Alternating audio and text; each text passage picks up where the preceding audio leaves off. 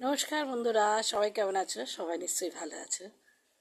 জানো তো, আমি জীবনে প্রচুর অভিযোগ, অভিমান আর চুলচেরা হিসেব নিয়ে বেঁচেছি। কিন্তু আজ এই বয়সে এই জায়গায় এসে মনে হচ্ছে যে অনেকটাই ভুল করেছি। কারণ এগুলো করা মানে এক প্রকার সময় নষ্ট করা। দেখো, আমাদের যখন শৈশবে মানে বোধ জ্ঞান হয়, মানে ভালো মন্দর বোধ জ্ঞান হয়, যখন জীবনে আমাদের এমনি এমনি যখন আমরা বুঝি কোনটা ভালো কোনটা মন্দ, তখন হয়তো রক্তের সঙ্গেই এই অভিযোগ, অভিমান, মানুষকে বিচার করা এগুলো চলে আসে। সেটাও হয়তো আমার সঙ্গে ঘটেছিল এবং ঘটে আছে আজ অবধি। তারপরে আমরা শিক্ষা গ্রহণ করি, পারিবারিক শিক্ষা, স্কুল শিক্ষা, নানা রকম মানুষের দ্বারা শিক্ষিত হই।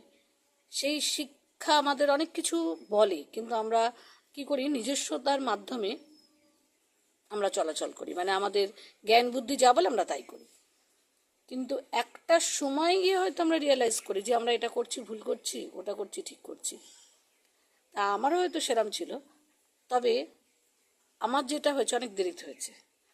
অনেক অভিযোগ, অনেক অভিমান আর মানুষকে অনেক কিছু উলচেরা বিচার, এগুলো আমি ভীষণভাবে করে এসেছি।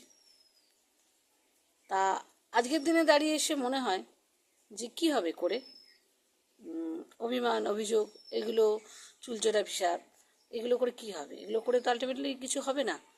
যা করতে হবে আমাকে করতে হবে, যা ভাবতে হবে আমার ভাবনা চিন্তার দ্বারাই বদলাতে হবে। আমি নিজে যদি বদলে যাই তাহলে অনেক কিছু কিন্তু বদলে যাবে।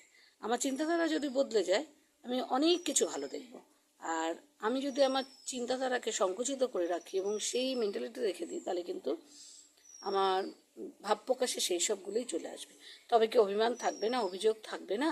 তবে কি আমি মানুষের চুলচেরা হিসেবে অনেকেই বলতে পারো, অবশ্যই থাকতে পারে। কিন্তু দেখবে একটা সময় গিয়ে তুমিও অনুভব করবে যে কী হবে এগুলো করে। আজ আমার বয়স হয়েছে বলে হয়তো আমি বলছি, কিন্তু প্রত্যেকে একটা সময় অনুভব করবেই। জীবন কিন্তু শেখায় অনেক কিছু। অভিযোগ, অভিমান আমরা কাছের মানুষের কাছে করি, আবার নানাভাবে নানা কারণেও করে থাকি, দূরের মানুষের কাছেও করে থাকি। কিন্তু আলটিমেটলি না, কিছু হয় না। যেটা হয় সেটা তোমার হয়, মন খারাপ হয় বলো, শরীর খারাপ হয় বলো, পুরোটাই তোমার হয়। তাই অভিমান, অভিযোগগুলো একটু কমিয়ে যদি ভালোভাবে বাঁচতে পারি সেই চেষ্টাটাই সবসময় করা উচিত। আর নিজেকে বদলানো